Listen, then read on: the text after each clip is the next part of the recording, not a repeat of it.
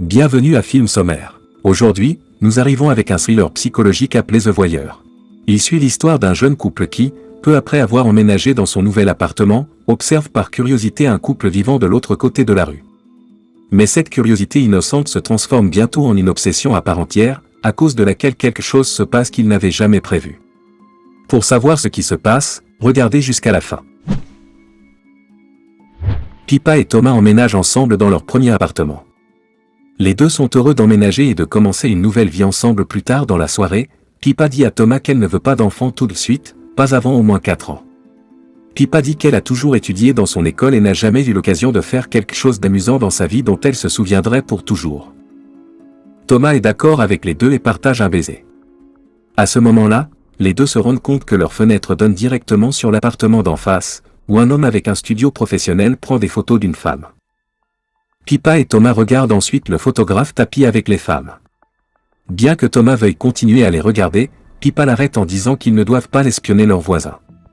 Le lendemain matin, Pippa part travailler.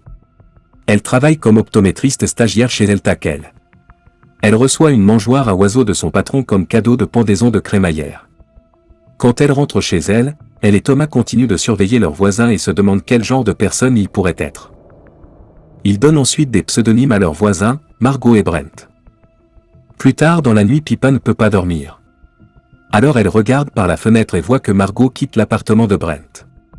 Elle ressent une étrange attirance pour Brent et est excitée après avoir vu son physique musclé. Le lendemain soir, en rentrant du travail, Pippa achète des jumelles pour qu'elle et Thomas puissent surveiller leurs voisins. Les deux voient que Brent a invité un mannequin à dîner. Il s'avère que Brent a souvent des liaisons avec plusieurs modèles tandis que Margot est dehors. Les deux regardent Brent s'accoupler avec le modèle. Pippa commence à masser l'engin de Thomas. Elle est ravie de ce qu'elle voit et veut que Thomas lui fasse la même chose. Plus tard dans la nuit, Pippa ne peut plus dormir et elle décide donc de voir ce que fait Brent. Elle voit que Margot rentre chez elle et se sent mal pour elle. Comme elle ne sait peut-être pas que Brent la trompe. Un jour, alors qu'elle sortait avec ses amis, Pippa exprime qu'elle veut savoir ce que disent leurs voisins. Un de ses amis révèle que Thomas connaît un moyen d'écouter une autre pièce à l'aide d'un pointeur laser. Alors Pippa convainc Thomas de lui dire comment ça marche. Thomas explique que le processus nécessite une surface réfléchissante pour leur renvoyer le faisceau laser, et alors seulement ils peuvent entendre ce que disent leurs voisins, mais pour ce faire, ils doivent placer un miroir derrière le studio de Brent pour que le faisceau rebondisse à leur propre appartement. À ce moment-là, Pippa voit que Brent et Margot organisent une fête costumée d'Halloween dans leur appartement. Pippa a une idée et décide de se faufiler dans la fête en se faisant passer pour des invités à la fête. Les deux s'amusent. Lorsqu'ils en ont l'occasion, Pippa place rapidement un miroir dans l'appartement, sans que personne ne s'en aperçoive. Pippa et Thomas retournent ensuite dans leur appartement et finissent d'installer l'appareil. Après de nombreux ajustements, les deux sont enfin capables d'écouter leurs voisins converser. Mais ils sont troublés d'entendre Margot confronter Brent à propos de son adultère, mais Brent refuse clairement de la tromper et lui reproche à la place de ne pas l'aimer. Brent agresse alors Margot et la convainc que ses soupçons ne sont pas fondés. Pippa et Thomas sont choqués de les voir se battre, mais ne peuvent rien faire pour l'arrêter. Le lendemain, Margot rend visite à Elkie pour obtenir de nouvelles lunettes. Elle dit à Pippa qu'elle s'appelle Julia. Pippa ne lui fait pas de test oculaire pour vérifier sa vision. Ensuite, Pippa lui donne une paire de lunettes et lui dit qu'elle a l'air magnifique avant de partir. Julia invite Pippa à sortir avec elle, ce que Pippa accepte. À la maison, Thomas regarde Brent avoir une liaison avec un autre de ses modèles. Plus tard dans la nuit, Pippa dit à Thomas qu'elle a rencontré Julia et qu'elle va passer du temps avec elle. Cette fin de semaine, Pippa commence à se sentir mal pour Julia et veut la prévenir de l'adultère de Brent, mais Thomas insiste pour qu'il arrête d'espionner leurs voisins. Il dit en outre qu'ils devraient se concentrer sur leur propre relation plutôt que de se soucier des autres. Après le départ de Thomas, Pippa regarde ses voisins et voit que Julia fait de son mieux pour se réconcilier avec Brent pour la dispute d'hier soir. Mais Brent se désintéresse de la relation et s'en va pour le week-end. Julia et Pippa vont dans un spa et parlent de leur vie. Julia révèle qu'elle était mannequin, mais qu'elle s'est éloignée du mannequinat car elle se sentait objectivée. Julia révèle alors que le nom de son mari est Sébastien, qui est un photographe bien connu. Sébastien est plus égocentrique, mais sans lui, Julia ne pense pas pouvoir faire quoi que ce soit dans sa vie. Pippa pense parler à Julia de l'infidélité de Sébastien, mais décide de ne pas le faire. Au fil des jours, Pippa continue de surveiller ses voisins. Un jour, elle voit Sébastien faire un trio avec 2 autres modèles après quoi il jette le préservatif. Une nuit, Pippa parvient à découvrir un moyen d'accéder à l'imprimante sans fil de Julia. Elle l'utilise ensuite pour exposer anonymement l'infidélité de Sébastien à Julia, et mentionne également le préservatif comme preuve.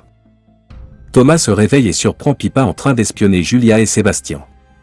Il est choqué de découvrir que Pippa a parlé à Julia de l'infidélité de son mari, malgré le fait qu'il ait accepté de ne pas interférer avec celle de leur voisin. Après avoir appris la vérité, Julia attrape un couteau pour tuer Sébastien, mais elle ne peut pas le faire.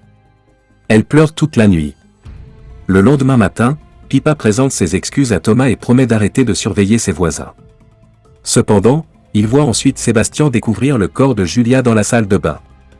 Après avoir apparemment tranché sa propre gorge, Thomas est dévasté d'apprendre qu'à cause de lui et de Pippa, une femme innocente a perdu la vie.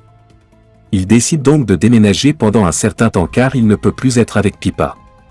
Pippa a le cœur brisé par la mort de Julia et se blâme pour sa mort.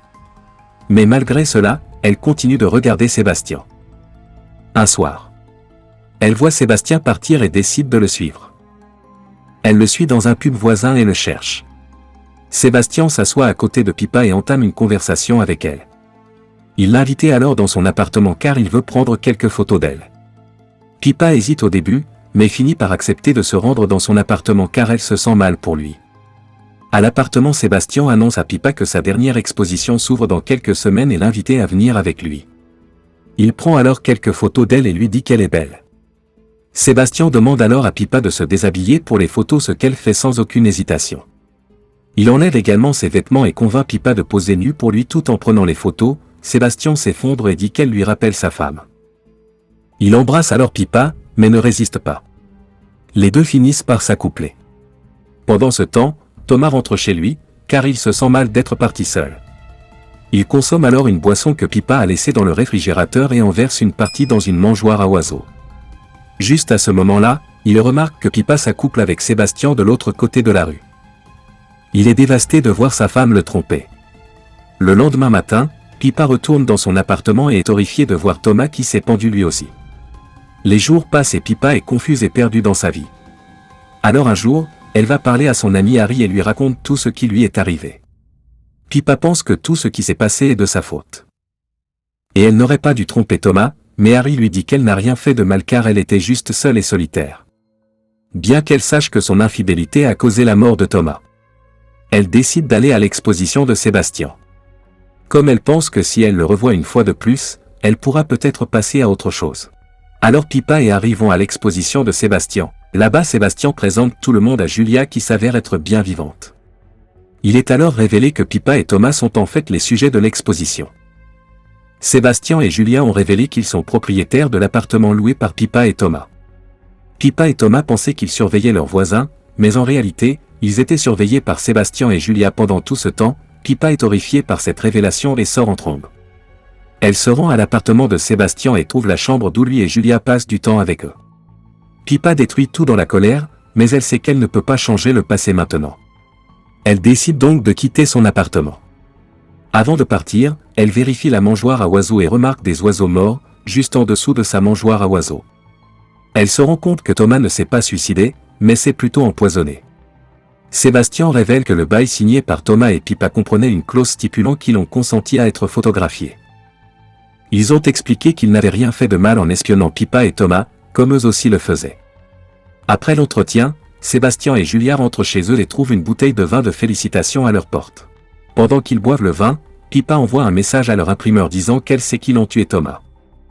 Sébastien et Julia s'en prennent à Pippa en disant qu'ils veulent juste lui parler. Pippa les conduit dans la clé Delta, où Pippa révèle que lorsqu'elle s'accouplait avec Sébastien, Julia a dû empoisonner la boisson de Thomas et organiser son suicide juste pour que Sébastien et Julia puissent gagner de l'argent avec le site de Pippa. Julia explique que ce n'est rien de personnel et qu'ils ont juste fait ce qu'il fallait pour que Julia s'évanouisse. Tout d'un coup, Pippa révèle alors qu'elle a dopé leur vin, provoquant l'évanouissement de Sébastien et Julia. Une fois qu'ils ont évanoui Pippa, les place sous une machine laser et brûler leur cornet.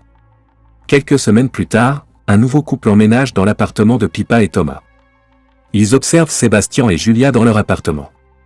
Tous deux sont maintenant aveugles. Pippa les regarde depuis le toit et est soulagée de les voir souffrir. Elle abandonne ses jumelles et décide de passer à autre chose. C'était donc l'histoire des voyeurs.